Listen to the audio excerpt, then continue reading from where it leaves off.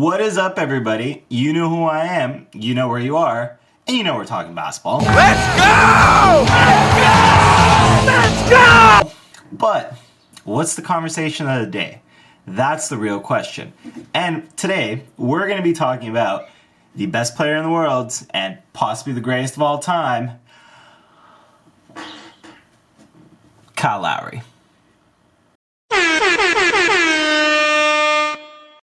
No, I'm kidding. I mean, I love Kyle. I absolutely love Kyle. But obviously, I'm talking about LeBron James. And the interesting discussion that's here today is I came across this graphic that had LeBron James paired with teammates from each of his stints that he's been on, including the first time with Cleveland, obviously the time with Miami, the second time with Cleveland, now the Lakers, and just the best teammates that he's had, but with a twist. These teammates aren't the teammates he actually played with, but it would be them in their prime. So say, for example, in the second Cleveland stint, instead of getting at the time, washed up Derrick Rose, he would be getting MVP Derrick Rose. Or in his original Cleveland stint, instead of getting a fat Shaq that is not good at basketball anymore.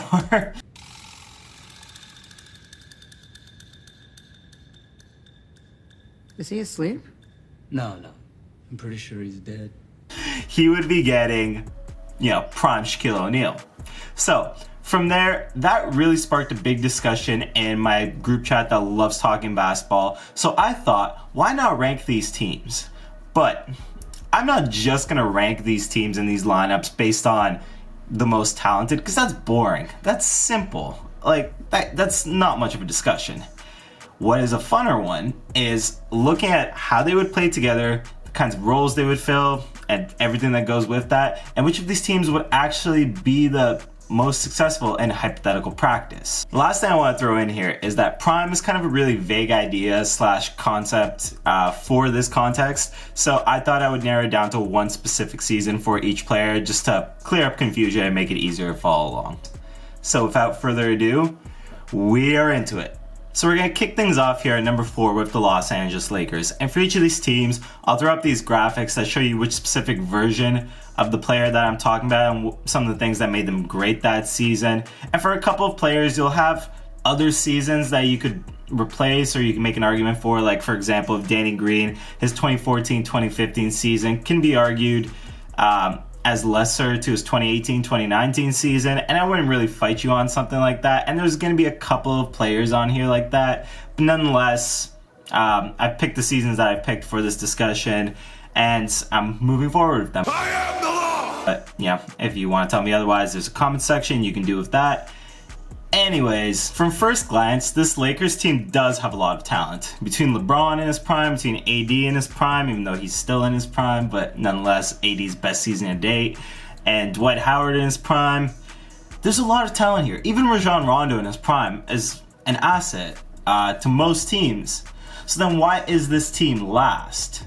Well, I think it has more to do with the fit than it does with the talent here.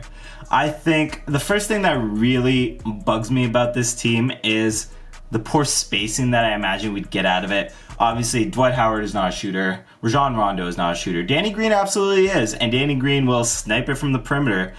But LeBron, even though he did shoot 40% that season, it had more to do with the kinds of shots that he was taking rather than the fact that he was just plain shooting well.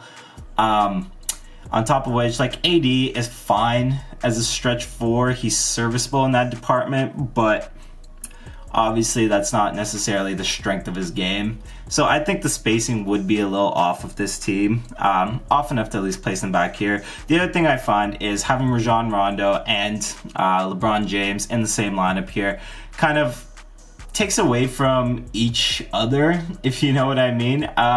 Where Rondo and LeBron, some of the best things that they do on the court would be neutralized by having the other on the court, where say Rondo's passing doesn't get as utilized because LeBron wants the ball in his hands, or vice versa. And LeBron's a decent enough off-ball player, especially at that time.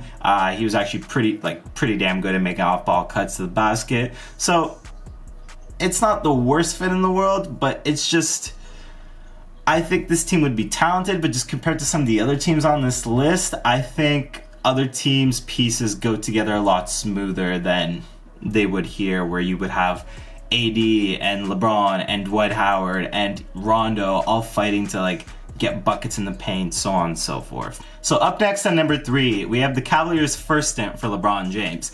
Now, overall, this might objectively be the least talented team of the bunch, but I do think they have the best duo.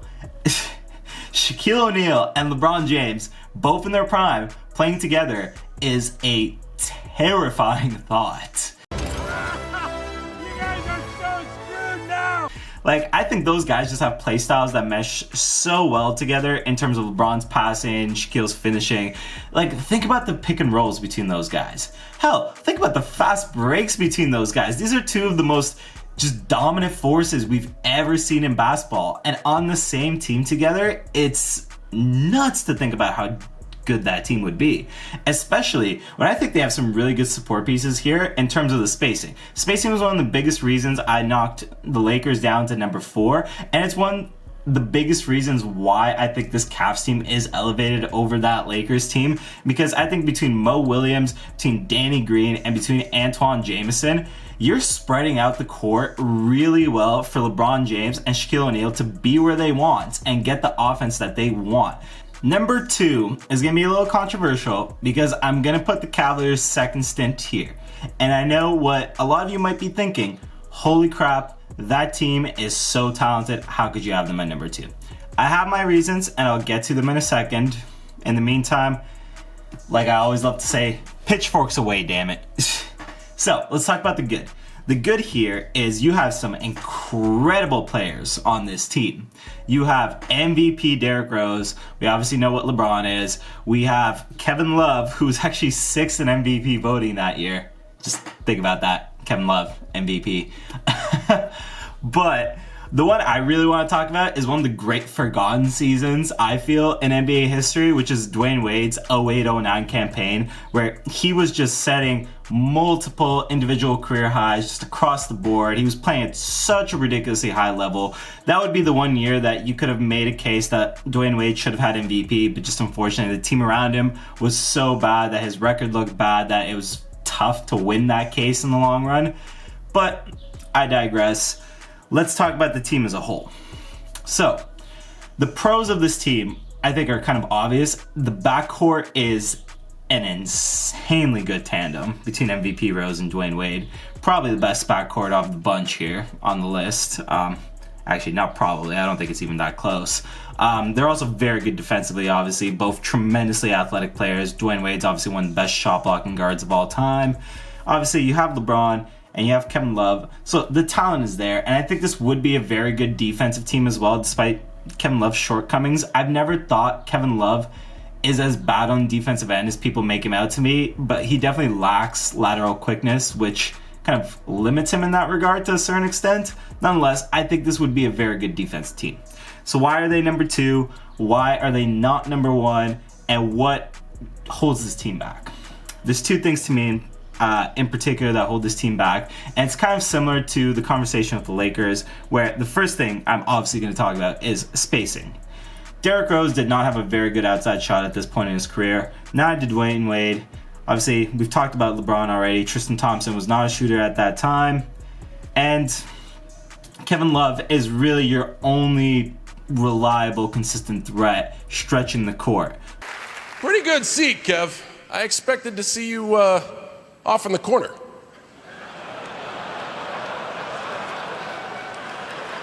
Alone.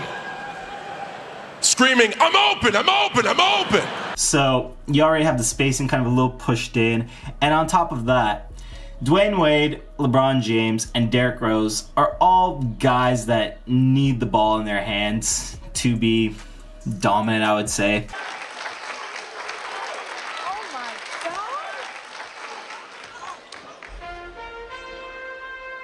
Dwayne Wade and LeBron are great at off-ball cuts. Even D Rose is fine. And I'm sure they could figure out some kind of timeshare between them where they all do dominating at, their own points, and it kind of works. But it just feels like, to me, there would be too much butting of heads as to who's where, doing what, doing when. type of thing.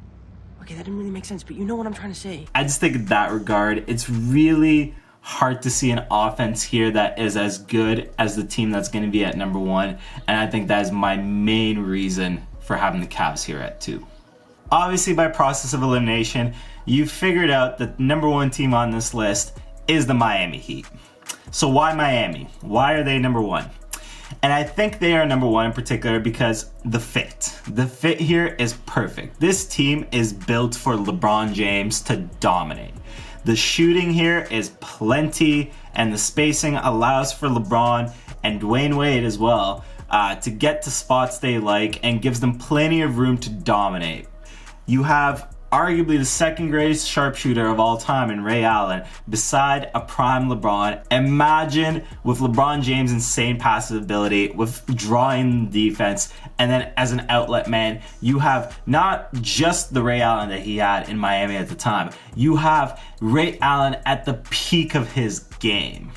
That guy would absolutely scorch the earth. And then on top of that, Rashard Lewis is also a good shooter. We've seen that Bosch, when given the opportunity to expand his game to the outside, is a shooter as well. So obviously, these are all pieces that work very well with LeBron, and I think you can't underestimate that when we're talking about this version of LeBron. The fact that you're putting him with guys that are specifically seem perfectly tailored to what he wants to do, you can't undervalue that. I really don't think you can. The other thing I actually really like here is the switchability of this team defensively. And that's obviously such a buzzword in today's game, but just most of these guys, you would feel good and comfortable about the fact that if they were to switch onto a different position other than the one that they naturally guard, they could get by at the very worst. You know, between some of the length that these guys have or just some of the athleticism, this team would be a great defensive team. And there's not a lot of cons to talk about here. I mean, they lack a little bit of size, sure, but I mean, when you have LeBron James, especially at that time when he was probably running around like 270, you know, it makes up for it a little bit. It definitely does. And I know it's definitely not the most talented group of the bunch, although I certainly would say it's not that far off. This team, like I said, fit-wise, this is LeBron's best team night in and night out to walk in and feel like he has the W in hand. Let's go. That's a W. That's E1. That's E1. That's a W. Those are my rankings. Now, my favorite thing about rankings videos is the opportunity to get told I'm wrong. So there's a comment section below if you want to do that. Like and share the video if you can. Obviously, it goes a long way and I really appreciate it. Other than that, folks, it has been a pleasure and I am out.